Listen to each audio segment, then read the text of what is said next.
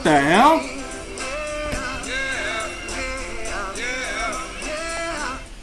Oh, hey guys. Hey, I haven't seen you in a couple weeks. What's happening? I've just been sleeping on my couch for weeks. So welcome to Champ Chatter. Got a very, very special edition. I'm taking over Bruce's juicy time slot. Lots to talk about, so take a seat. In this episode, we will discuss what needs to be discussed, the white elephant in the room. We talk fantasy ethics, Moan's will to win, and Zuck's will to give up and fall flat on his face no matter what. And to make you feel like you didn't miss out on the state of the league, I will labor through all the matchups agonizingly slow, and I will create a video longer than anyone wants to watch. I will babble on about League Pick'em. I'll dole out some phony awards. I'll put a paper bag over my head. Everything you're used to. First, I'd like to address the whole Zuck-Moan trade.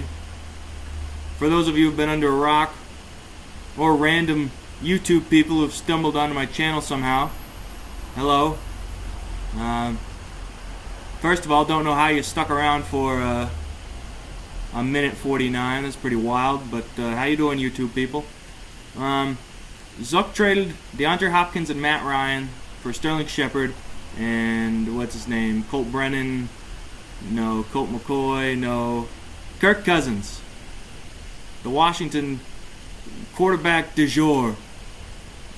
It's ridiculous enough, I know. But what makes it more absurd is Moan is including a 2017 4th-round pick. Zuck's giving up a 6th-round pick. Not the most valuable of picks, but it's the principle of the whole thing and the precedent it would set, as we've been trying to explain all morning. If I was 0-6, I know for a fact someone in this league would give me a 1st-round pick for Ezekiel Elliott, Mike Evans, and Russell Wilson. I'll give you all 3 for a 1st-round pick, because that is a fat package. But the point is, I would never do that, because A, that's not fun, and B, that's not fantasy football, baby. Now, I understand where Moan is coming from. I would do anything to win if I'd never won a title either. Woohoo! Yeah, but I've won 2, as you know. 66% of the time, I win the championship. I get it. Winning feels good. I don't blame Moan. My gripe is with Zuck. Zuck should know better. Plus, crazier things have happened. With the exception of Moan, and maybe Scott now acquiring Todd Gurley, there are no true superpowers in the league. So you could totally sneak in the playoffs if you win 5 out of 7 or 6 out of 7. Because look at the 3rd place is 3-3, or 6th place is 3-3 right now. No one's out of it. The last thing I'll say is this. I know if you're set on one side, you won't agree with me, and if you're on the other side, you won't disagree with me. If Moan went on to win the title, we couldn't knowingly put on the trophy 2016 football champ, because he got some help from his 2017 roster. And that's just not right. You're good enough to win without that nonsense, Moan. Go to bed. On to the matchups. Last week, Moan and Pembroke scored 4 points apiece. In League Pick'em, Bruce secured 3 to stay atop the standings. And Kevin forgot to submit, so I moved closer to that bronze medal, that coveted 3rd place, baby. It's a real tight race in League Pick'em, but I think this week I have found a way to the top. I will show you how I correctly picked all 6 matchups. Let's get into it, baby. I have Alex over Sean. I like Sean's pickup of Ty Montgomery. Now, can I tell you a story of pride in fantasy football like you've never seen or heard before? Now, this is why you have to check your ego at the door if you're a fantasy football player. I did not use my number 1 waiver on Ty Montgomery, and I'll tell you why. And the answer is really stupid. You won't even understand why. But when I read James Starks last week was ruled out, he had foot surgery. Who knows? It's James Starks. He sucks. The internet was reporting Randall Cobb and Ty Montgomery would work in the backfield. I thought, hey, Ty Montgomery might be worth picking up. So I went to him. I see him. I click the add button. As I sit there thinking who to drop, I thought to myself, Ty Montgomery sucks. I had him last year for a week. He didn't produce. He's a like a sixth round receiver. He's nonsense. It's not worth it. It's not worth dropping Kenneth Dixon. Huge mistake. So I just backed out and I said, whatever. And then a couple hours later, he gets 9 catches, scores about 10 fantasy points, less than 10, like 9.9. But here's the dumb part. I convinced myself I'm not going to claim Ty Montgomery because I could have had him for free, even though I never actually went through with it. This is how demented I am. And a lesson to all of you that this number 1 waiver is getting to my head. I'm freaking out. So I just wanted to share that with you. And now Eddie Lacy is out for the season, so I'm pretty sure Ty Montgomery is going to be pretty good. Moan also got Niall Davis, which is pretty solid. I think he was pretty good when he got his chance with the Chiefs, but we'll see. I think this video's gone on too long already. I don't know why I just started talking like that. Let me see here. Let me tone it down. I lost where I was. Yes, I think Zach Zenner is severely underappreciated by Yahoo projections. He looked good last week. Another solid pickup by Sean. Brady against Pittsburgh should be good, but I have Alex by a nose because Gronk is back to number 1 tight end status, and for every touchdown Brady throws to Gronk, Alex gets 2 more than Sean. That's big. Mariota against a weak Indy defense that Brock Osweiler tore to pieces in the second half. That should be good. I think Seattle, Arizona is going to be a real grind-it-out sort of game.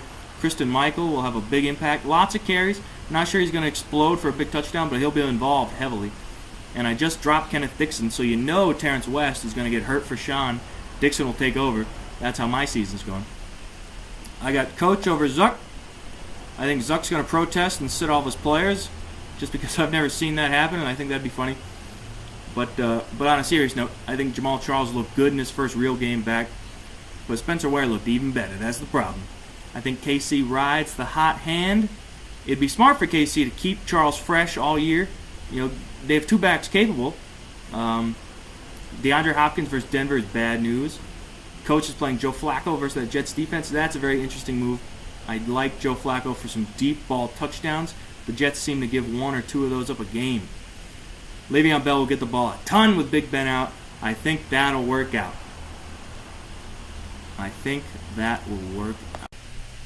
In my Barbasol close shave of the week, I have Moan edging out Scott.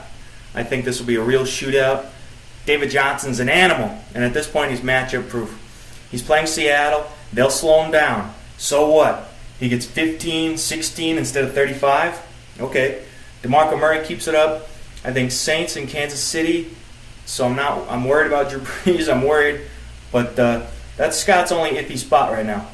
Never have I seen so much on the line for a 6:30 London, England game. But Scott has Odell Beckham, who will want to put on a show, and his newly acquired Todd Gurley, who is going to fucking rumble. I got Moan by a hair, 119 to 117. Let's get shaving, boys. Come on.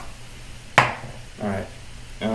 If you excuse me, I'm going to have to complete the Barbasol close shave matchup. Did I forget to say Moan by a hair? Because that went with the shave. Not the closest of shaves. I mean, I got the bulk of it, but I missed a hole. I ran out of shaving cream. I've never had a beard down to here. But anyway, in my upset of the week, I have Kyle downing Pembroke. Pembroke is starting Tyrod Taylor, and I think Antonio Brown takes a small step backwards. Patriots are playing good D. Big Ben is out. Look for them to run the ball. Shady's a little gimpy, and Yahoo is projecting him like 16 points. That's a little wild. I think, Mark Gillespie is going to score a little bit. I think Kyle pulls this one out and gets the W. I have Kevin beating Bruce. In my notes I say betting Bruce, which he'd be smart to do.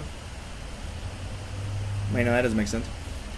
Cameron Meredith lays an egg tonight. I don't think he can have 3 consecutive good games because I've never heard of him. And Lamar Miller.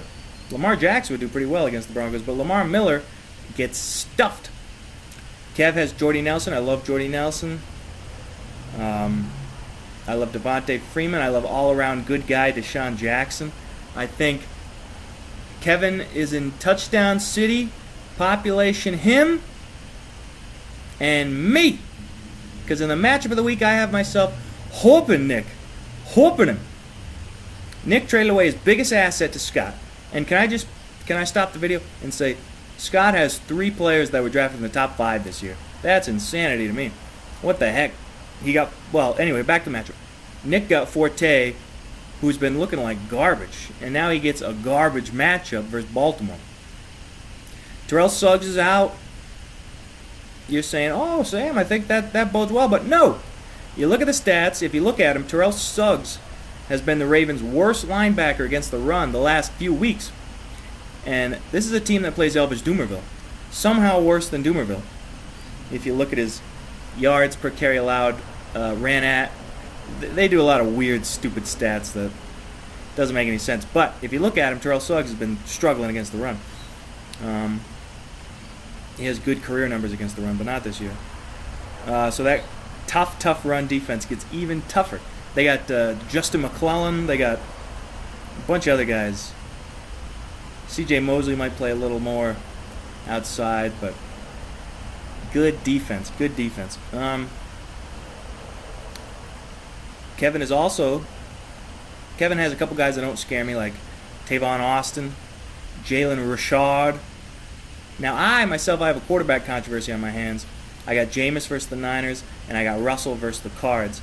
Either way, I think I'll have enough to win. Mike Evans is my baby boy. He's going to go off. Demaryius Thomas is going to get back on track. Jordan Howard will score a touchdown tonight. Look for it. It's going to be very unconventional because Green Bay's been very good on the goal line. So Jordan Howard's going to find a way to get in, but it's not going to be from the 1. So that means busted him for the 50. Who knows? Well, here's to 4-3, everybody. I hope you all enjoy the game tonight. It's going to be fun. Bring it on home to me. That's the theme of the week.